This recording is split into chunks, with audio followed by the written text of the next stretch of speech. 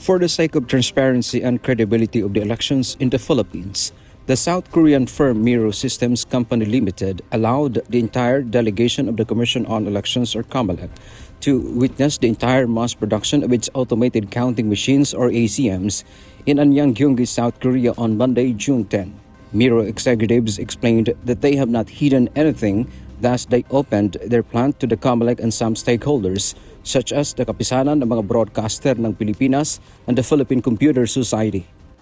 To minimize all any suspicions that anyone might have regarding our productions. So we want to be fair and transparent from the beginning. We have nothing to hide. Chairman Garcia disclosed that they are satisfied with what they witnessed personally.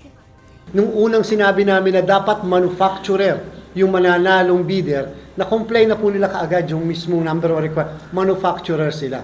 And number two, syempre yung mga hinihingi nating mga features. Sabi namin 13-inch screen, 14-inch pa ang ginawa nila. So I am impressed with how they produce the machines and how they test the machines to meet the requirements of the Commission.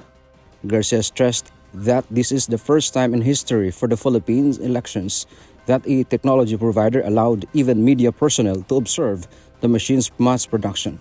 Miro Company will deliver a total of 110,000 machines to COMELEC before the end of this year. Sa harapan natin mismo, na ipakita kung paano bawat maliliit na detalye ay pinakita. Napaka-importante po sa komisyon yan sapagkat nangangahulugan lang, hindi po kami nagkamali nung mabigay namin yung award. Dante Amento, UNTV, News and Rescue.